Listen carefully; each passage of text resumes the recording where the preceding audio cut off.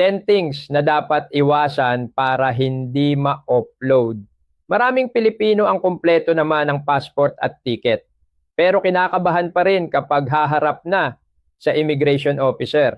Ang tanong, ano ba ang mga dapat iwasan para hindi ma-defer ang departure o mas kilala natin bilang offload? Ako si Kuya Randy at narito ang 10 karaniwang pagkakamali na dapat mong iwasan bago at habang kinakausap ka ng immigration officer. Pero tandaan, ang final decision ay nakadepende pa rin sa assessment ng immigration officer at sa totoong circumstances ng iyong biyahe. Number 1, iwasang magsinungaling. Ito ang pinakamahalagang payo. Huwag gumawa ng peking kwento tungkol sa iyong trabaho, sponsor, hotel, kasama sa biyahe, o dahilan ng pagpunta sa ibang bansa. Kung bakasyon ang tunay mong purpose, sabihin mong bakasyon. Kung bibisita ka sa kamag-anak, kaibigan, boyfriend, girlfriend, o asawa, sabihin mo ang totoo. Kapag may napansin na hindi tugma sa iyong sagot at documents, maaari kang tanungin ng mas detalyado o dalhin sa secondary inspection. Mas madaling ipaliwanag ang katotohanan kaysa tandaan ang isang gawa-gawang kwento. Number 2, iwasang magbigay ng magkakasalungat na sagot. Dapat pare-pareho ang impormasyong nasa iyong passport, visa, ticket, hotel booking, invitation, itinerary, at sagot sa immigration officer. Halimbawa, sinabi mong 5 araw ka lamang sa Thailand pero 10 araw ang pagitan ng departure at return ticket mo. Sinabi mong solo traveler ka pero may kasama kang naghihintay sa kabilang immigration counter. Sinabi mong hotel ang tutuluyan mo pero bahay pala ng sponsor mo ang address. Ang ganitong inconsistencies ay maaaring magdulot ng karagdagang tanong. Bago bumiyahe, basahin at intindihin ang sarili mong itinerary. Alamin ang travel dates, flight details, accommodation, at basic plan mo sa destinasyon. Number 3, iwasang bumiyahe nang kulang ang pangunahing requirements. Para sa regular tourist, ihanda ang valid passport, visa kung kailangan ng bansang pupuntahan, boarding pass, confirmed round-trip ticket, at e-travel registration. Siguraduhing valid pa ang iyong passport ayon sa requirement ng destination country. Maraming bansa ang humihingi ng passport validity na hindi bababa sa 6 na buwan. Pero kailangan mo pa ring i-check ang mismong patakaran ng iyong destinasyon at airline. Magdala rin ng supporting documents na angkop sa iyong sitwasyon tulad ng hotel booking, itinerary, proof of employment, proof of income, o invitation. Lalo na kung makatutulong ang mga ito para malinaw na maipakita ang purpose at kakayahan mong punduhan ang biyahe. Hindi ibig sabihin na lahat ng traveler ay automatikong hihingan ng lahat ng supporting documents. Ngunit mabuting handa ka kung may kailangang linawin.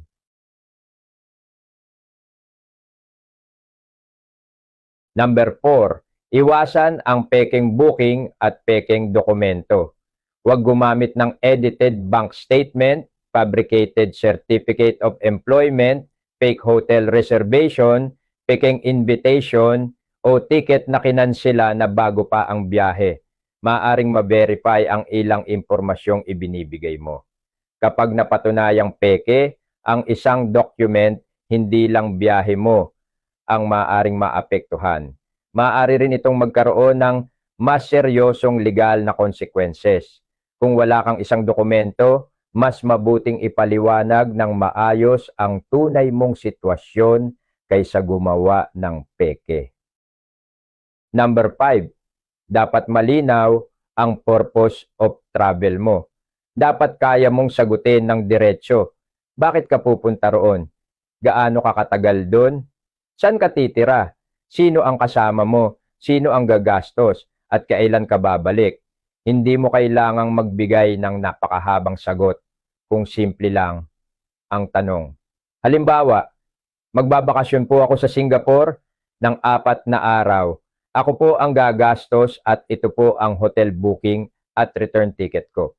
Simple, malinaw, at totoo. Kung sponsor ng biyahe, alamin ang pangalan ng sponsor, relasyon ninyo, address, trabaho, at dahilan kung bakit niya sasagutin ang expenses mo. Avoid offload. Wala naman dapat talagang offload eh. Ang kailangan nyo lang, proper guidance, proper consultant para maiwasan nyo yung offload. Sa lahat ng gustong magpakonsulta kay Kuya Randy, check nyo yung bio ko. Ayan, nandito sa taas. Number 6, dapat kilala mo ang sponsor mo. Red flag, kapag sinasabi mong sponsored ang biyahe, pero hindi mo kayang ipaliwanag kung sino ang sponsor at ano ang relasyon ninyo. Kung online mo lamang nakilala ang sponsor, huwag itago kung iyon ang katotohanan. Ihanda ang mga lehitimong dokumentong makapagpapakita ng inyong relationship at travel arrangement. Depende sa sitwasyon, maaaring kailanganin ang invitation letter, proof of relationship, identification o passport copy ng sponsor, proof of accommodation, at proof na kaya niyang sagutin ang iyong gastusin. Tandaan, ang affidavit of support and guarantee ay hindi magic document na automatikong magpapa-approve ng departure. Isa lamang itong supporting document at sinusuri pa rin ang kabuuang sitwasyon. Number 7, iwasang magpanggap na turista kung magtatrabaho ka pala. Kung ang tunay na pakay mo ay magtrabaho sa ibang bansa, huwag gumamit ng tourist visa para itago iyon. Ang pagpapanggap na turista para makapagtrabaho abroad ay maaaring maglagay sa iyo sa panganib ng illegal recruitment, human trafficking, exploitation, at immigration violations sa destination country.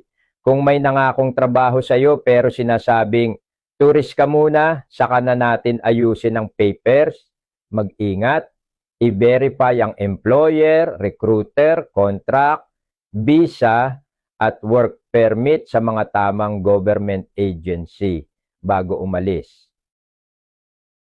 Number 8, iwasang makipagtalo at maging sarcastic sa harap ng immigration officer. Normal lang ang kabahan, pero sikaping manatiling kalmado, magalang at diretsyong sumagot. Huwag sumigaw, manakot, magbiro tungkol sa illegal work o maging sarcastic. Huwag ding magsalita ng sobra kung hindi naman iyon ang tinatanong. Pakinggan muna ang tanong. Sumagot ng maikli pero kumpleto. Kung hindi mo naintindihan, maaari mong sabihin, pasensya na po, maaari po bang ulitin ang tanong? Ang pagiging kalmado ay makatutulong para maipaliwanag mo ng maayos ang iyong biyahe. Number 9, kalimutan mo ang Filipino time. Huwag dumating na halos boarding time na bago ka palang mag-check-in at pumila sa immigration.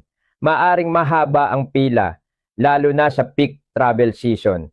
At kung may kailangang linawin o sumailalim ka sa secondary inspection, mas maraming oras ang kakailanganin.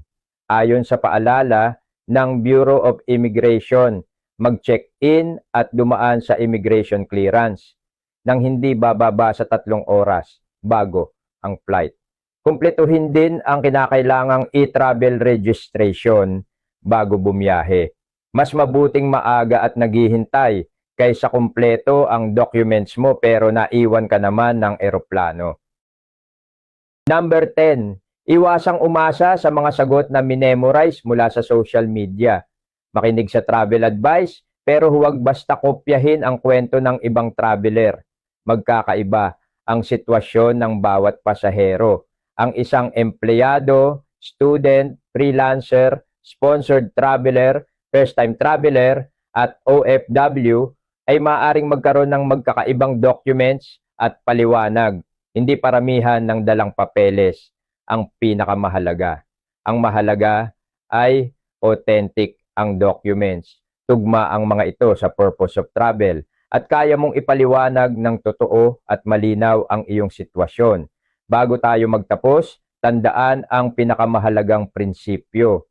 Maging tapat, maging handa. Alamin ang detalye ng sariling biyahe at huwag gumamit ng pekeng dokumento. Ang immigration officer ay hindi lamang tumitingin kung mayroon kang passport at ticket. Sinusuri rin kung lehitimo, malinaw at makatotohanan ang iyong purpose of travel. At muli, walang sinuman ang makagagarantya na hindi ka ma-o-upload. Ngunit kung totoo ang iyong dahilan, maayos ang iyong documents, at handa kang sumagot, mas maipapakita mo ng malinaw na lehitimo ang iyong biyahe. Ang inyong kaagapay sa visa, travel, at immigration information. Follow, like, at share para mas marami pang Pilipinong biyahero ang maging handa at responsable. Ingat sa biyahe at tandaan, ang mahusay na traveler ay hindi lang may ticket. Dapat may tamang impormasyon at tamang paghahanda.